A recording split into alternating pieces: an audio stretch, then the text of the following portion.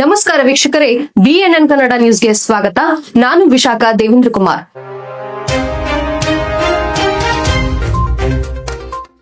ವಿಶ್ವಗುರು ಬಸವಣ್ಣನವರ ಕರ್ಮಭೂಮಿಯಲ್ಲಿ ಇಂದು ಭಕ್ತಿಯ ವಾತಾವರಣ ನಿರ್ಮಾಣವಾಗಿದ್ದು, ಶ್ರೀ ಬಸವೇಶ್ವರರ ಜಯಂತಿ ಹಾಗೂ ಮಹಾತ್ಮ ಬಸವೇಶ್ವರರ ಜಾತ್ರಾ ಮಹೋತ್ಸವದ ಅಂಗವಾಗಿ ಭವ್ಯ ಕಾರ್ಯಾಲಿ ಯಶಸ್ವಿಯಾಗಿ ಜರುಗಿತು. ಬಸವೇಶ್ವರ ದೇವಸ್ಥಾನ ಪಂಚಕಮಿಟಿ ಹಾಗೂ ವಿಶ್ವಸ್ತ ಸಮಿತಿ ಸಂಯುಕ್ತಾಶ್ರಯದಲ್ಲಿ ಆಯೋಜಿಸಲಾದ ಈ ಬೃಹತ್ ಕಾರ್ಯಾಲಿಗೆ ಪೂಜ್ಯ ಶ್ರೀ ಸಿದ್ಧ ಬಸವ ಕಬೀರ ಮಹಾಸ್ವಾಮಿಗಳು ಚಾಲನೆ ನೀಡಿದರು. ತಮ್ಮೆಲ್ಲರ ಸಹಕಾರ ಮಕ್ಕಳಿಗೆ ಬಹಳಷ್ಟು ಮಹತ್ವವಾಗಿರುತ್ತದೆ. ರಥ ಮೈದಾನದಿಂದ ಪ್ರಾರಂಭವಾದ ಈ ರ್ಯಾಲಿಯಲ್ಲಿ ನೂರಾರು ವಾಹನಗಳು ಭಾಗವಹಿಸಿದ್ದು, ವಾಹನಗಳ ಉದ್ದನೆಯ ಸಾಲು ನೋಡುಗರ ಕಣ್ಮನ ಸೆಳೆಯಿತು.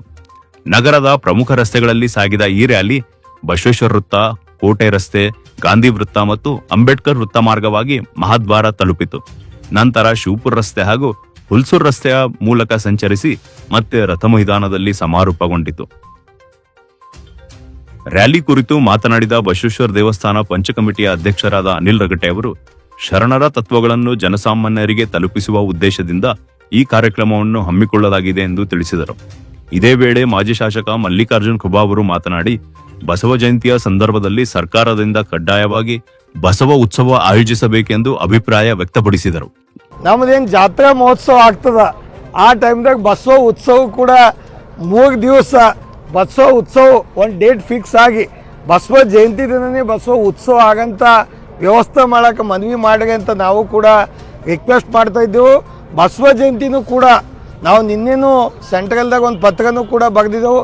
ತಾವು ಕೂಡ ಪತ್ರ ಬಗೆಗಿ ಇದು ರಾಷ್ಟ್ರ ಜಯಂತಿ, ಬಸವ ಜಯಂತಿ ಇಡೀ ರಾಜ್ಯಕ್ಕೆಲ್ಲ ಸೆಂಟ್ರಲ್ ಗೌರ್ಮೆಂಟ್ದಿಂದ ರಾಷ್ಟ್ರ ಜಯಂತಿ ಆಗ್ಬೇಕಂತ ಕೂಡ ನಮ್ಮ ಎಲ್ಲರದು ಅಪೇಕ್ಷೆ ಇದೆ. ಎಲ್ಲ ಭಕ್ತಾದಿಗಳಿಗೆ ನಾವೊಂದು ಕೈ ಜೋಡಿಸಿ ಮನವಿ ಮಾಡ್ತೀವಿ, ದಯವಿಟ್ಟು ತಾವು ಇದಕ್ಕೆ ಯಾವ ರೀತಿ ರ್ಯಾಲಿಗೆ ಶುರು ಮಾಡಿರಿ, ಅದನ್ನು ಕೂಡ ಇಲ್ಲಿಂದ ಬಸವ ಜಯಂತಿ ರಾಷ್ಟ್ರ ಜಯಂತಿಗೆ ತಾವು ಚಾಲನೆ ನೀಡಿರಿ. 100% ಬರ್ತಕ್ಕಂಥದ್ದಿಂದ ಪ್ರಧಾನಮಂತ್ರಿಯವರಿಗೆ ಬಸವಣ್ಣವ್ರ ಬಗ್ಗೆ ಭಾಳಷ್ಟು ಅಭಿಮಾನ ಅದ.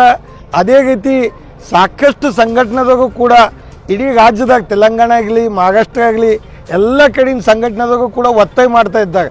ಬಸವ ಜಯಂತಿ ಆ ರೀತಿ ಅಂಬೇಡ್ಕರ್ ಜಯಂತಿ ಗೌರ್ನಮೆಂಟ್ ಕಡೆಯಿಂದ ಆಚರಣೆ ಮಾಡ್ತಾರೆ, ಆ ರೀತಿ ಬಸವ ಜಯಂತಿನೂ ಕೂಡ ಆಚರಣೆ ಆಗಬೇಕಂತ ನಾವು ಕೂಡ ವಿನಂತಿ ಮಾಡ್ತಾ ಇದ್ದೆವು.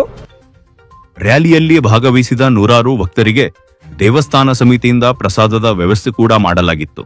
ಭಾರಿ ಸಂಖ್ಯೆಯ ಜನಸಾಗರದ ಮಧ್ಯೆ ಈ ಕಾರ್ಯಕ್ರಮ ಅತ್ಯಂತ ಯಶಸ್ವಿಯಾಗಿ ನೆರವೇರಿತು.